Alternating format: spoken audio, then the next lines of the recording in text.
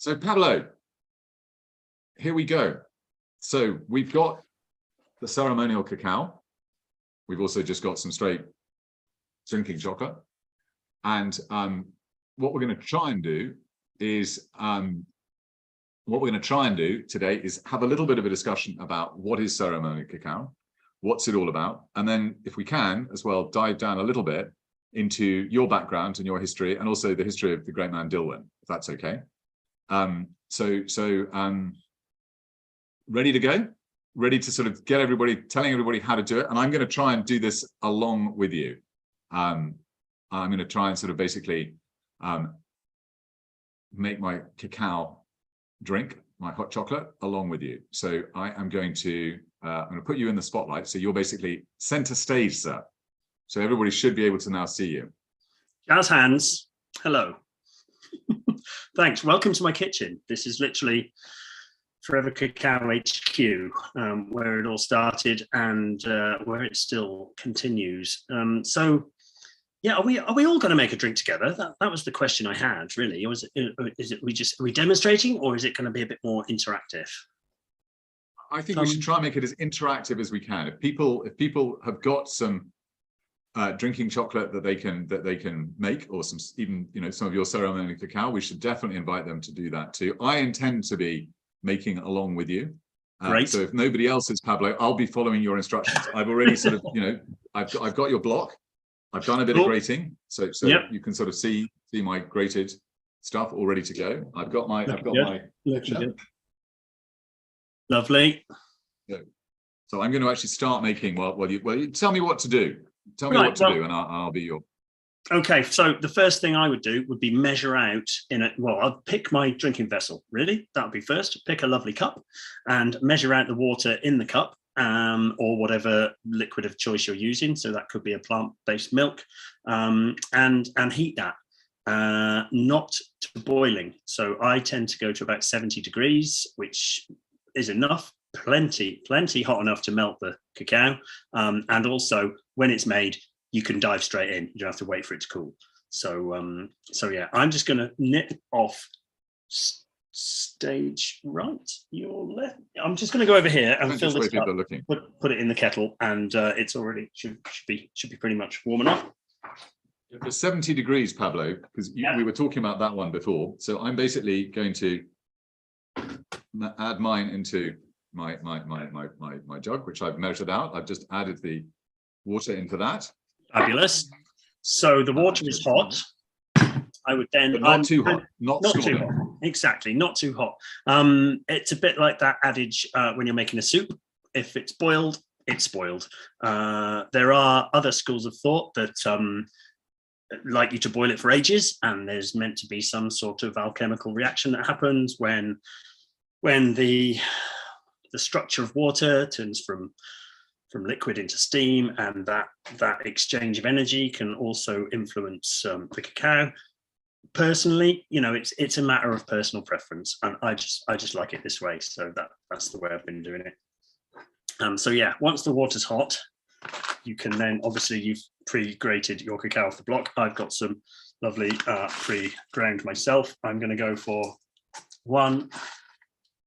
2 tablespoons, which is around 20 to 25 grams, which is plenty to get a nice experience, and also plenty of flavor in there as well.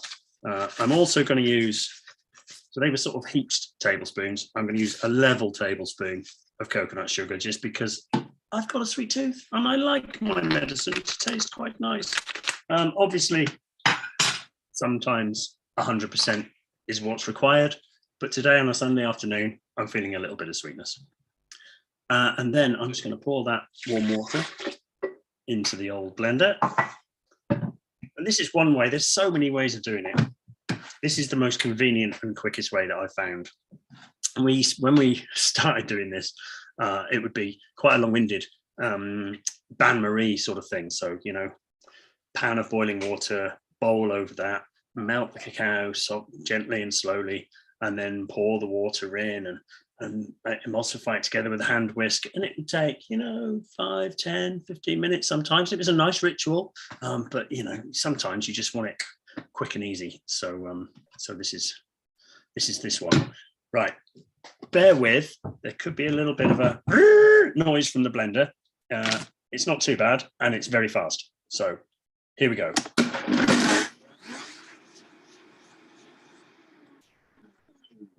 There it is. Let's set my dog off. Now we've got a beautiful, rich and frothy. I don't want to spill it over the camera, over my computer. Got some bubbles. Hold on, let's have a look. Can you see that? Yeah, so we got some nice froth on that. We've got a nice bit of froth on there.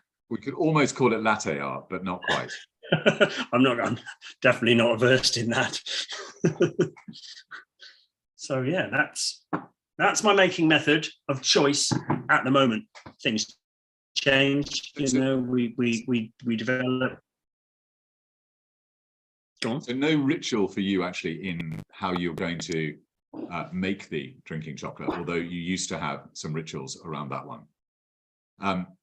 Nettie, the machine that Pablo is using is a blender, NutriBullet-like thing. It's a Vitamix. It's a high speed blender, but a NutriBullet would work. An Omni blend. These work very well. Your hand whisk looks amazing. I'm looking. Yeah, it's a very good. The hand whisk is great because it sort of spins as you sort of like push it up and down. So it's very portable and works really well. Mm-hmm. In fact, I think we may start selling them because I think you need to brand those up. You need to be selling Cocoa Runners hand whisks.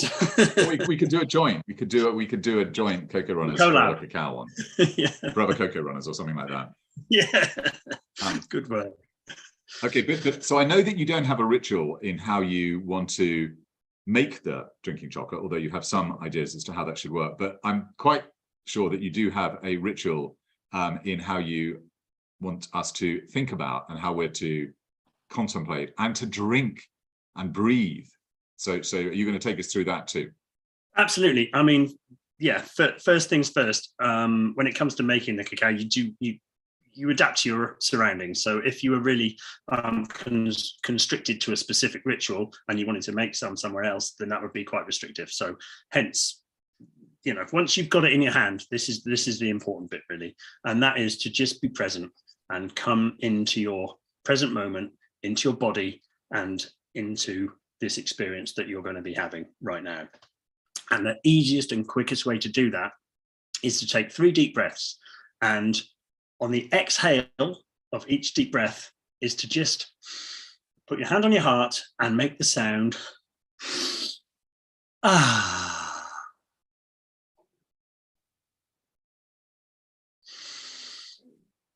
Ah.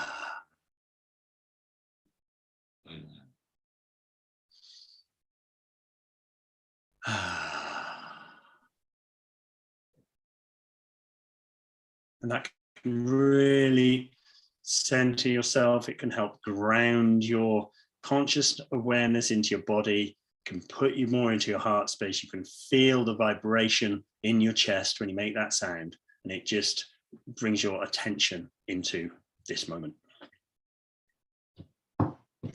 Very useful tool, and so often overlooked, the breath. You know, it's amazing. There's many different techniques and variations, but 3 deep breaths, yeah, you can diffuse many situations and also enhance some too. Are you a fan of breathing? Go on. I'm sorry to interrupt, but a fan of breathing through your nose or through your mouth, or a bit of both? Oh yeah. Or... So that would be an inhale through the nose and an exhale through the mouth. And a full belly breath too. So you want to go straight through your chest, right deep to your diaphragm. Then out all the way from your belly back through your chest, and then you'll feel all that space filled up. That's where the magic is. I know you don't like that word magic. I'm a great fan of magic. Yeah. I'm just a great fan of magic. I'm just a little bit dubious about where the magic comes from. I think I think breathing is definitely a form of magic, and food in general, and obviously chocolate, cacao, whatever you want to call it, It's definitely magical. I'm just not sure it's psychedelic. Yeah, but yeah, you're not saying it's. We'll have this conversation later. Yeah. So we've got our drinking chocolate. We've taken the deep breaths. We've got it. And taking the deep breaths. Now we basically want to connect to this beautiful beverage. We want to connect to it energetically as well as physically. So physically, we're going to hold it in our hands. We're going to gaze at it. We're going to take in its aroma, connect with it, give gratitude and thanks and an awareness of where it's come from, how it's got to us from, the jungles of Peru, from the germination of the seed of the tree through its years of growth, giving thanks to the earth that it's grown in, the air that it's breathed, the water that's nourished its roots, the midges that have fertilized the flowers for the flowers to turn into pods, all the way through the harvesting of the pods, the fermentation, the anaerobic, all the microbiomes that go into the fermentation, the people that have helped and seen it along its way, the energy of the planet to help it grow, all the way through to the drying and the transportation, the journey that it's taken physically to get into your cup and then become a part of you. So it really is. It's a massive journey, but it's all in this cup. It's all in this cup. And then once you've taken it into your body, it's part of you. So it's a real symbiotic relationship.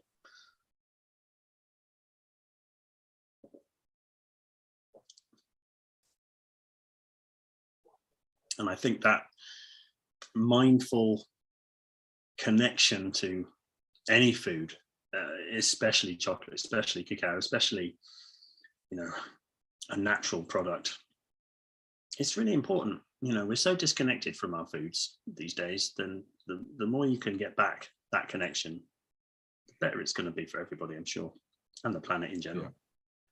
No, I think that's definitely one of the aspects where craft chocolate and ceremonial cacao are very much joined at the hip, which is this, basically thinking about the ingredients, thinking about the fact that it is more than just a commodity, thinking that it is a wonderful plant, thinking about all the effort that's gone into it. So reflecting that food is more than just, calories and nutrients, that there is a lot more to give thanks to. And I think that second bit of giving thanks is phenomenally important. I mean, I think in today's age, a lot of us have sort of given up a lot of the rituals, a lot of the prayers, but, there's always a prayer for new fruit. If you're, in the Jewish religion, there are lots of harvest festivals. And in many ways, I think that the idea of giving thanks, grace is just a great thing. So I think, treating chocolate with the respect that it is deserved and not just seeing it as another vehicle to stuff lots of sugar into people is a great thing to be doing.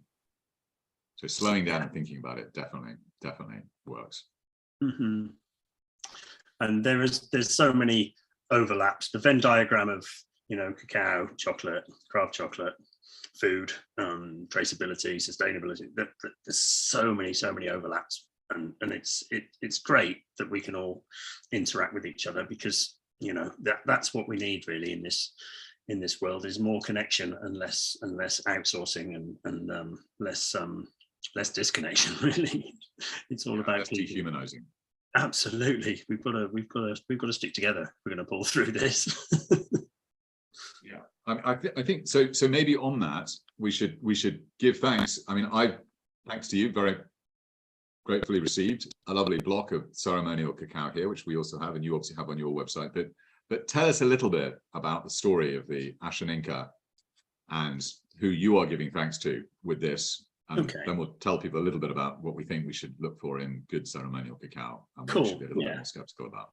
Okay, so I have one man one man to thank for being here today doing this right now, and that's Dilwyn Jenkins, who's sadly no longer with us. He died out in Peru in 2014 after many years and a lifetime of great work over so many different sort of sectors within conservation and anthropology,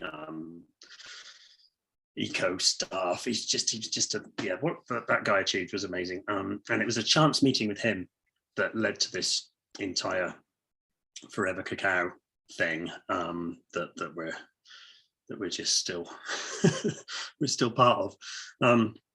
So yeah, where shall we start? I suppose I found Cacao at a friend of mine's birthday party, where I'd been invited to play some records back in early 2000s, down in Brighton, and someone handed me what I thought would look like a bit of wood, and it was raw chocolate.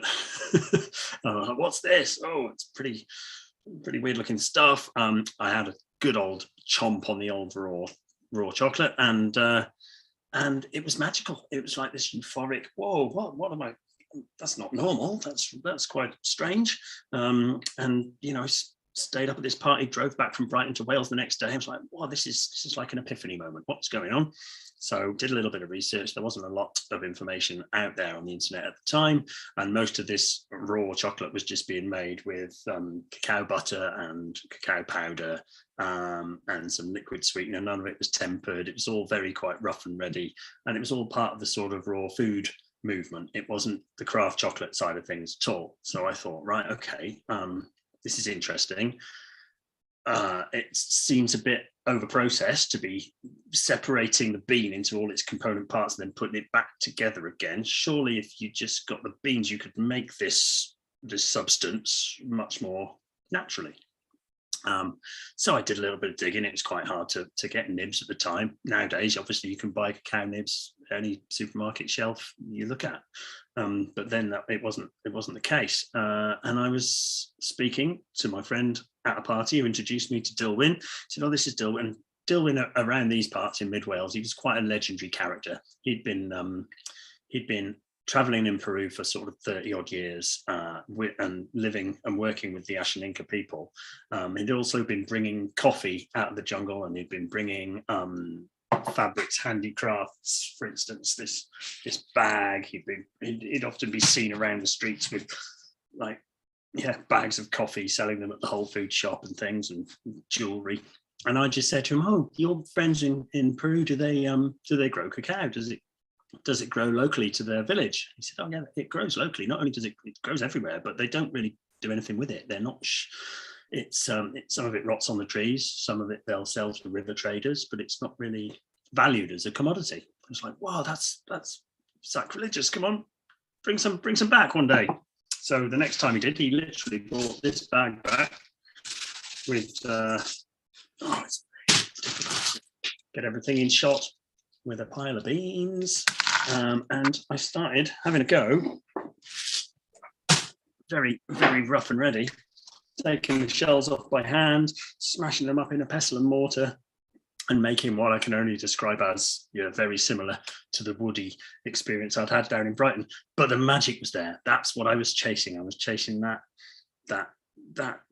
extra layer of interest and euphoria that experience brought me, and it's right there in those beans. It's like, yes, this is it, it's brilliant. And we sort of steamrolled in really, and okay, next time you go, let's buy loads and bring it out. And I really didn't think it through at all. Obviously there's a lot more to it than just buying a load of beans from a community in Peru. So for about 3 years, we'd made the intention to the community, and they agreed. We didn't want to steamroller in like a load of colonialists and sort of take over. So we asked if they would like to sell their crops to us, which they said yes, that'd be lovely, brilliant, thank you. But there was no sort of education. We had to impart knowledge about fermentation and drying and all the post-harvest techniques that go into specific beans, specific climates, the wet season, the dry season. Sometimes you need to ferment it for longer. Sometimes it needs turning. Sometimes it needs drying for longer. You've got to build bamboo racks to get it off the ground. And it took 3 or 4 years of infrastructure and education to actually get our first pallet of a few sacks of beans. It wasn't a lot. I think it was less than a ton. It was about 700 kilos, the first bit we got out. But that was when I entered the one of those awards, the Great Taste Award, with a bar of chocolate that I'd made, and got the Great Taste Award, which was then the sort of the rubber stamp to actually carry on with this project. Yeah, that was the kickstart we needed. I didn't have a brand name, didn't have any packaging, didn't have any idea, no plan whatsoever. The only idea was, let's make some chocolate. Let's get these beautiful beans from these lovely people who are basically living in harmony with the forest. We want to help them safeguard their lifestyle. Dilwyn was involved with many projects, viral conservation, they used to call it, because they were often under threat from logging companies who would come in and say, right, villagers, we're going to build you a lovely village, but you need to sell us your trees. And unfortunately, some of the villages did succumb to this offer. And the loggers would they chop some trees down, they'd build them a lovely, new few houses, and maybe dig a well. And then 6 months to a year later, they'd come back and say, oh, by the way, we need more trees now. And if you don't let us have them, we're just going to shoot your leader. Or it was not very nice. It was bandit country out there sometimes. So with the help of legal teams, Dilwyn had managed to basically create safe areas around communities' land. So they'd tie ribbons on trees, say, no, this is protected. We've actually got the papers to prove this now. All you logging companies, do one, get out. It's not for you anymore. And then with the income that was generated from the trees remaining standing, and us buying the cacao and Dilwyn exporting some coffee, then that allowed them to be able to financially sustain themselves as well, and not succumb to the wild offers of the loggers. But there was also the old narcos, they call them, the cocaine barons, coming in as well, saying, right, well, you chop that bit down there, we'll do a little bit of work over here, and we'll share the money with you over here. And there's lots of other initiatives in Peru to stop that happening. And yeah, every little bit sort of helps safeguard the communities, their way of life, and the forest they live in. So it's all part of the big picture. Do you want to just talk a little bit about the Ashaninka too, about the Ashaninka people, and who they are and what their history is like, and how they think about cacao as well? Well, yeah, I mean, they're the biggest indigenous community they stretch from Peru, Brazil. They're a huge influence in the Amazon. But a lot of the sort of knowledge of how cacao is used in the past has gone. That's why our particular community, they just ate it as a fruit if they did, or it was discarded. So a lot of that knowledge has been lost over time. But they do still have such a connection to the forest. It's beautiful. It really is.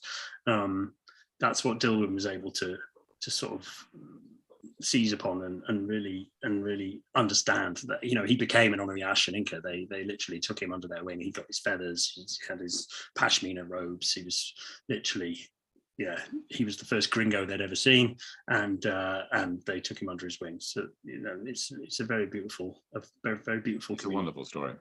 Yeah, it's a wonderful story. I mean, actually, a couple of quick things to pick up maybe of that. One of which is, it's interesting you sort of said that they eat the fruit, and it's something which we all sort of forget about, that actually cacao is slightly strange, and as a fruit, we generally don't eat the fruit. We don't normally have the pulp.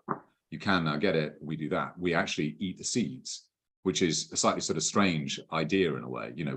We don't do that with apples, we don't do that with oranges, we don't do that with grapes. We sort of eat the fruit in all those cases, or drink it, whereas cacao is very odd in that we take the fermented seeds, which become beans, and have those. And it's the second bit, though, as you sort of said, is that I think one of the interesting things looking at ceremonial cacao from the outside is a lot of the ways in which it's being used, and some of the ceremonies which it's now being used in are very different to the ceremonies which cacao was used by the indigenous people or by the Aztecs and the Incas. So it's sort of quite funny, the way that ceremonial cacao is definitely not you definitely wouldn't want to do some of the ceremonies that the Aztecs did, like, you know, cutting out warriors' hearts to sort of sacrifice a great victory. I'm not sure that's what ceremonial cacao would want. So it's sort of quite interesting to sort of look a little bit at why is it that we use cacao in these ceremonies and how do we do it? And it has been sort of incorporated into all sorts of other activities. I mean, for example, you do, well, it's not really a weekend, it's an evening, isn't it? Once a month, you sort of get everybody together, or a cacao night. So do you want to talk a little bit about that ritual and ceremony that you do there too?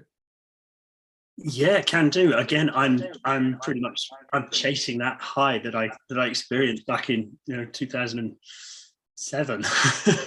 So I'm trying to condense my previous life as a DJ into and sort of the hedonistic fun of the 90s into one night, but without all the toxins and with all the health benefits and the vibe of community, which is trying to bring all that together into one event, which we've been running for 6 years now, it's a beautiful thing. We all arrive and we sit in a circle. Cacao is served. We always cap the numbers. There's no more than 100 people, so it's manageable, but it's a good sized group. We set a sort of intention for the evening, whether that's personal or as a group intention. If there's anything going on in the world that needs a little bit of extra healing or a little bit of extra energy sent towards it, we'll do that as a group. And then I get to bang the tunes on and we get to dance it through for like 2 hours of proper movement, because sometimes you really need to embody this into yourself and into the earth and into the ground.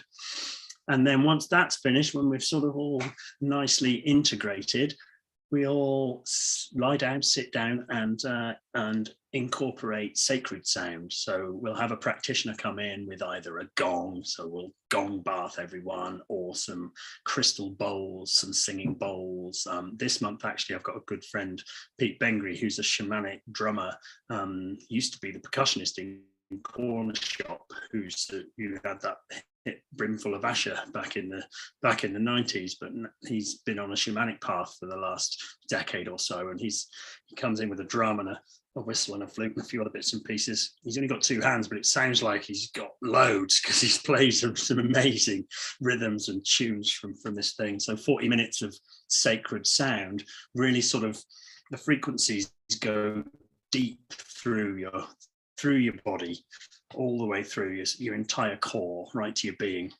And then by sort of 11 o'clock it's all over, and no alcohol, everyone's cool, everyone can drive home if they can remember where their car is, and it's a lovely experience. And the cacao just sort of gels it all together. It's lovely. It's really, really warming. So it's definitely, so it is sort of what we sort of come to think of as a sober rave, and it's sort of it's a conscious dance event. It's a sober sort of rave. It's a community gathering with it's a party with a purpose, rather than just a frivolous recreational night out. We're actually coming together and we're it's like back in the 90s, we really thought we were changing the world, us ravers, and then it transpired. A lot of people were just in it for the drugs. I was always in it for the music and the experience and the community, and that sadly got lost. And now I feel we can bring this back together, but using cacao as the conduit, which everybody's familiar with chocolate. But when you can actually, hook that into weave the cacao through, then it's brilliant. It's a lovely way to get people through the door and get them more into their hearts, more into their bodies, and more into community events again. Does that make sense? Yeah, no, definitely does. I think the community bit, I mean, I think we don't have enough. We've lost a lot of the church, we've lost a lot of the rituals, we've lost a lot of the local communities. So anything which I think brings community back. But I also just do think, going back to what we were saying earlier on, that it is really important to think about the foods and the drinks that we have, think about the ingredients, think about the people who've helped us make them. So should we have a stab at defining? I mean, I think one of the ironies of this is that we're probably actually closer to having a definition of ceremonial cacao in many ways than we are having a definition of craft chocolate, although we will get there with the definition of craft chocolate soon. But I think in a strange way, we will, I think that ceremonial cacao is almost easier to define in some ways, because it's a little bit more nuanced, a little bit more focused, a little bit less nuanced in some way. So do you want to take a? I just think it's, look, I mean, I think it's, look, I mean, so we've got some of it here. I would also argue that this sort of stuff, which is Cacao, 100%, is very similar, because to me it seems that it's a combination of, you have to know where the beans come from. Very much so. And that's the be all and end all. And that's the fundamental. Not to the country. Yeah, you've got to know the farmer, the co-op, etc. And then the next bit to it is, you want to know really what else is in there and what's being taken out. So you really do, just as with cacao, when craft chocolate, you need to know what the ingredients are and how it's being crafted. And I think that what you don't want is anything else to be added in, which is, you're probably a little bit more purist on the sugar than, because I mean, your ceremonial cacao, and what most people would, I think of as ceremonial cacao, is just going to be 100%. And in general, also, it's slightly different from, say, a craft chocolate bar, not just because it isn't made in the format of a bar, not just because it doesn't have sugar, but because there are a couple of steps that sometimes you bypass. So you often don't temper, you often don't grind and conch that much either, and sometimes you don't even roast, which is what you call raw, but we'll agree to differ on what we think raw really means. I'm in the unroasted. We'll have a quick debate on raw. Yeah, I'm in the unroasted camp. Raw was where it started, but it's so far away now. Yeah, I think we can have the debate on raw at the end if we want. Yeah, but I think that's right. So it's knowing where the beans come from, super important.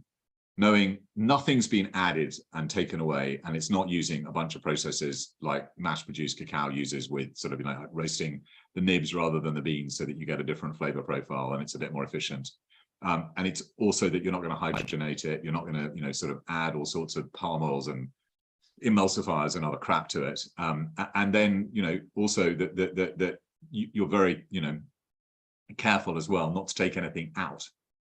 So yeah, you won't alkalinize, for example. A lot of cocoa powder is alkalinized, so it's washed in an alkaline solution to reduce some of the bitterness.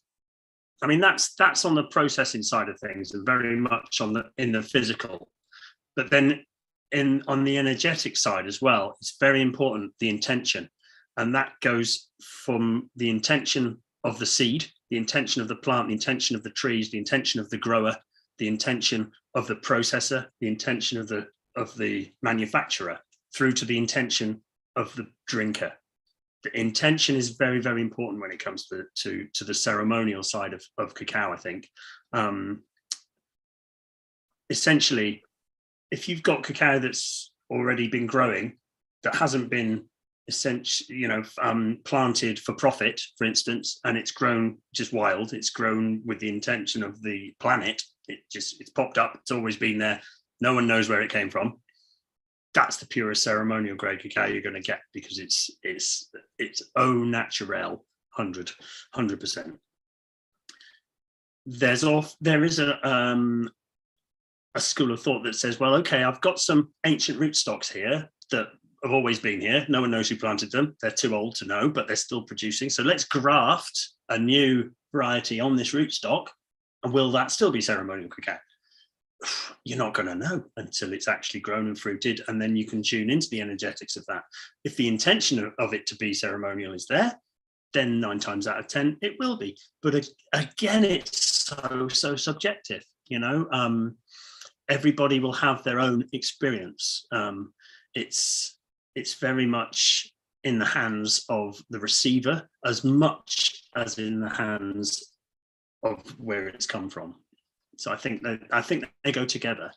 You're totally right with the knowing all those physical steps, but then I think the energetics of it, because everything's got energy, every plant's got energy. If it didn't have energy, it wouldn't grow, would it? So I suspect that the equivalent, those unseen forces are really important. Sorry. So I think the equivalent for craft might well be the difference. I mean, one of the ways that I think you can always think about craft chocolate is that it's about focusing on the flavor of the bean and revealing that. And the job of both the farmer, the fermenter, and the maker is just to coax those flavors out. Whereas if you look at industrial cacao, I think what basically really that's about, mass-produced cacao, is just basically the belief is that you can add taste and texture. in the factory, and that it's just a commodity. So I think there's definitely a sort of symbiosis there, because the big difference between whatever you want to call it, heirloom cacao, is that it's focusing on the flavor. Whereas if you take some of the more recent clones, the CCN51s, the CC81s, yeah, I mean, in your immortal words, CCN51 tastes like battery acid, and it really does taste like battery acid. And it's just basically grown to, it was designed to basically, grow a bit faster, be a bit more disease resistant. Yeah. It wasn't focused on flavor. I mean, you might be able to get some flavor out of it, but it's not with that intention. So, I think the intention is there. Your intention is more about the energy. I think I would probably sort of be a little bit less loosey-goosey and sort of say it's on the flavor bit. But I buy that as being energy too, because you definitely get something out of, being able to savor. It definitely does take you to a different place. So I think we're definitely at one with that one. But I mean, it goes the whole way through, because the intention is also there when you ferment.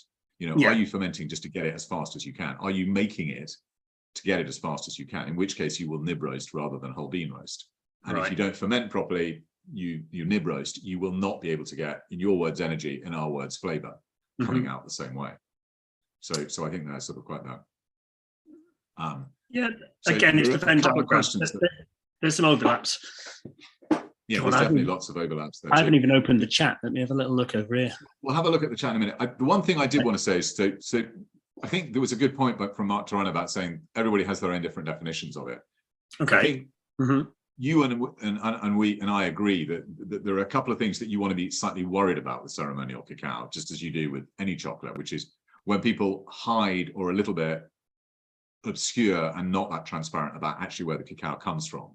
I think that we wouldn't call that craft chocolate, we wouldn't call it ceremonial cacao. So there's a lot of stuff out there which falls, even though they sort of say it's ceremonial grade, that's a bit like saying it's ceremonial grade matcha. It's just a meaningless bunch of words. It's not like specialty coffee where there is a proper definition and Q grading and the rest of it.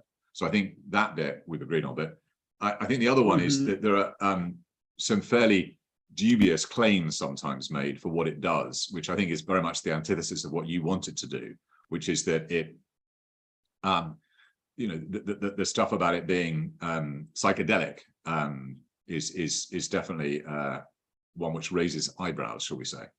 It's not psychedelic. It's definitely not psychedelic. Not psychedelic. It is. I mean, we put this on the blog. It is nonsense that chocolate is going to get you high. It may sort of, psychologically do wonders for you, but it is not a psychedelic. It's not pharmacological and anything like that. So I think that, and I think the other stuff to watch out is that some of the stuff that's being sold with ceremonial cacao, there's also selling some stuff which they really shouldn't be selling alongside it. So sort of not only these mad claims about it being drug-like, but some of the naughty stuff that's sort of being, sold alongside it, like Palo Santo and white sage. Those that are endangered plants, which we should not be condoning people to be selling at all. Yeah, I mean, again, there's a lot of fly-by-nighters. I see people, bedroom sellers is what we've termed them, because they crop up on the old socials. I'm selling ceremonial cacao. I'm selling a ceremonial cacao kit with some feathers, some sage, some Palo Santo, a cup. Here you go, 50 quid, take it away, boom. Next day, they're nowhere to be seen. And it's a bit like Del Boy rocking up with his suitcase. Want to buy some watches? It's like, you just wouldn't, would you? So, like if someone said, want to buy some craft chocolate, and they just had a few bars in their back pocket. Yeah. It's open to a bit of corruption, and hopefully we can nip that in the bud by having transparency and honesty. That's really where it's at. The psychedelic thing may have been lost in translation, because a lot of ceremonial cacao people talk about getting out of your head and into your heart. But I think that part of the conversation, getting into your heart, has been missed, and people just see, oh, you're getting out of my head. So then they make the connection. And also there's a lot of traction with psilocybin being used as a treatment tool for depression and things, microdosing magic mushroom stuff. And with cacao being an MAO inhibitor, sometimes people marry the two together, but that can be quite dangerous, especially. Yeah, well, I mean, it is used for microdosing. I mean, cacao, dark chocolate is being used for microdosing because a lot of that stuff tends to be very, very bitter and it hides it. So totally. You combine a bit of psilocybin and cacao, and then that psilocybin has then like increased its microdose to a megadose, basically by almost the power of 10. And suddenly that microdose you thought you were having, you're literally standing on the pavement tripping, and that's you mean because they're potentiated? Irresponsible.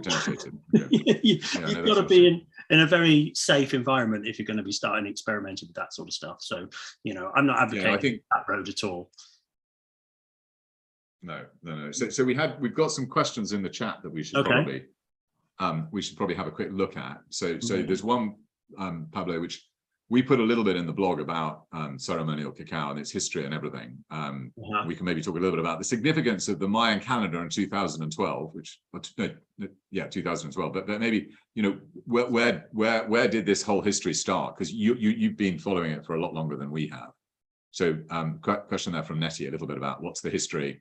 When did we start seeing ceremonial cacao pop up again? Modern evolution, start of these ceremonies. First about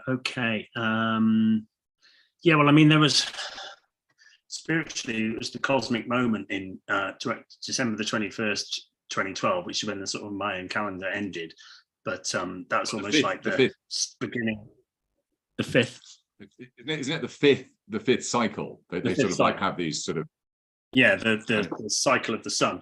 The Mayan Wisdom Project is the best source of information for all of this because they are literally directly connected. They are still Mayan people.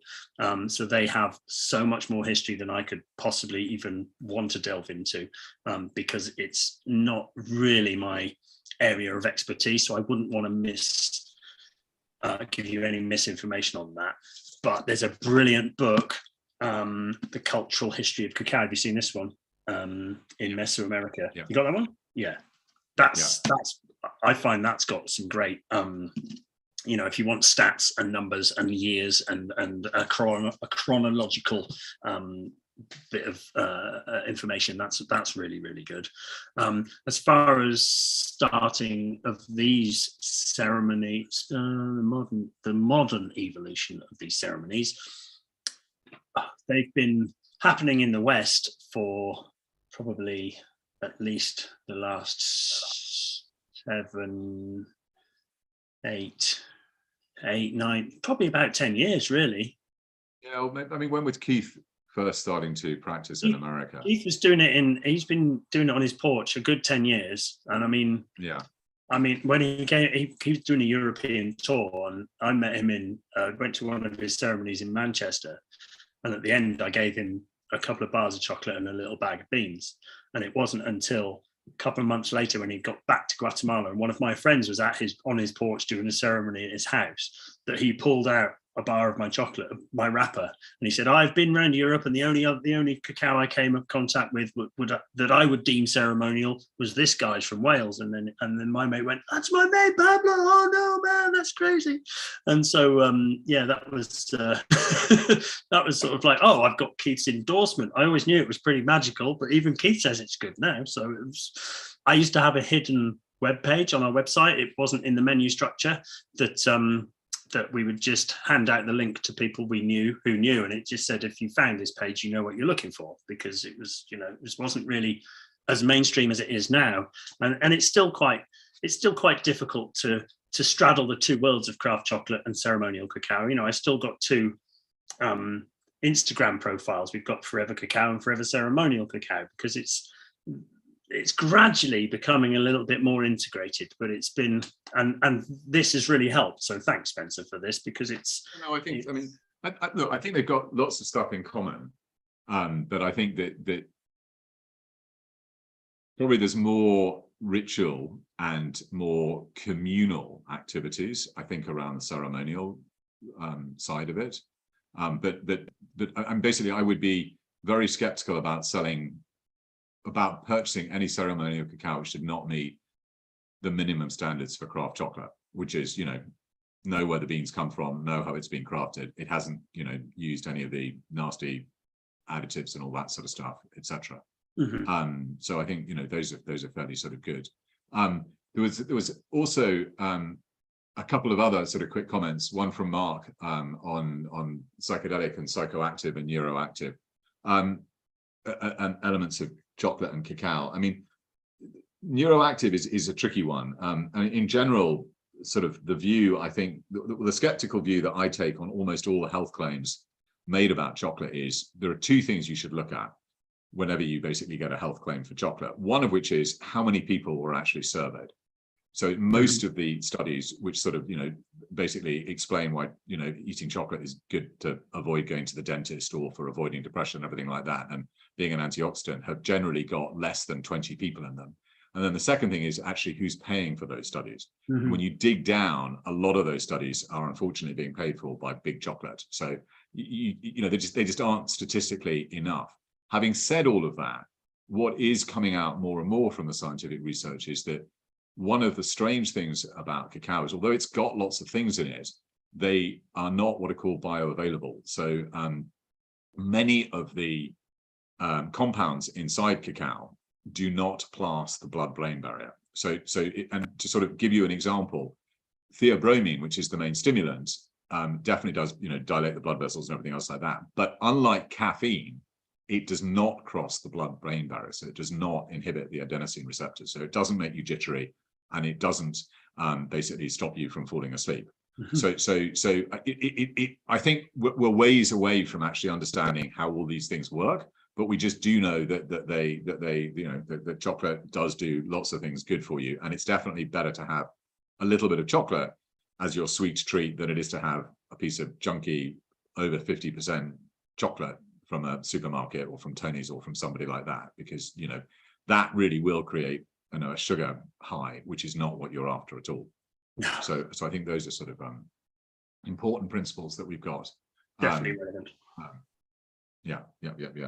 So Pablo, what else would you like people to think a little bit about when they have their ceremonial cacao, and how would you like to sort of see this movement moving going forwards? What would you like to see more of? What would I like to see more of? I'd like to see more people just, you know, saying hello to each other in the street. bit more friendliness, a bit more open-heartedness, a bit more, I'll hold that door open for you. Yeah, no problem. Thank you very much. There's a lot of disconnection. There's a lot of division out there in the wider world, isn't there? There's a lot of division programs been initiated, whether it's, you know, rich, the poor, the man, the woman, the black, the white, the, you know, the young, the old. There's so much contrasting. You don't, you know, don't like them because they're doing this, don't like them because they're doing this. If you strip all that shit away, fundamentally, we're all made of the same stuff, and we're all just here having this experience, and we're all just, as Ram Dass said, we're all just walking each other home. So yeah, we just got to really get a bit more into our heart space. Oh, I've started welling up now. No, I think you are, but I think you do that. And I think the great thing is that what I think you've sort of hit. One of the great things about ceremonial cacao is that it's found a way of taking some existing activities and helping people get more out of them. So, for example, you know, adding a nice cup of ceremonial cacao, a nice cup of chocolate before you do your yoga, before you do your mindfulness session with everybody. That's a very good example of basically helping people think more about and improving their yoga and their mindfulness session. But it's also a good way of using cacao, because one of the great challenges I think we have in chocolate is, unfortunately, you know, your chocolate, the other chocolates that we sell, they are not a simple substitute for Mars bars and for Tony's Chocolonely, because those are all about an impulse buy getting sugar. And I think one of the great things about ceremonial cacao is that actually it's found a good way to hijack, in inverted commas, but actually really much more help people just improve what they're already doing and upgrading a little bit inside that session. And though the things that it's basically latching onto are really good things, because they're all about what craft chocolate's about, which is getting people to think a little bit more about, you know, what it is they're eating, why they're eating it. You're more into the energy. I think that the flavor is another angle that people can get to, but we're definitely in violent agreement that we want, you know, chocolate which does not involve cutting down the rainforest. It does not involve paying farmers less than $1 a day to work on. It involves, protecting an indigenous way of life and the rest of it. And it is about being mindful and about thinking as to how other people work too. Absolutely. I had a lady come up after my talk yesterday at this event, and she said she'd been buying our cacao for quite a while, and it really helped her with her postnatal depression. I was like, okay, wow, thanks very much. It's feedback like that I didn't know it would work for that. She said, oh yeah, I was really, really quite bad postpartum, and it was all, your cacao's really helped me through for that, so thank you. And then another guy posted a story saying he's transferred from morning coffee to morning cacao, and he's a musician, and whereas his coffee would get him out of bed physically in the morning, get into the studio, his cacao is now getting me into the studio and getting him focused and giving him clarity and allowing him to get into the creative zone a lot easier and a lot quicker. So, it does so many different things for so many different people, and it's anecdotal evidence that I rely on, because, like you say, you could have a sheet of studies that have all been paid for by whatever company, but actually physical, hard people's stories. That's where it is. That's where the truth is, definitely. I did make some notes about what people have said. So they get clarity, focus, sustained energy, motivation. People get, they'll have a cup of cacao when they're feeling a little bit, what am I doing? And then bing, they're motivated to do some stuff.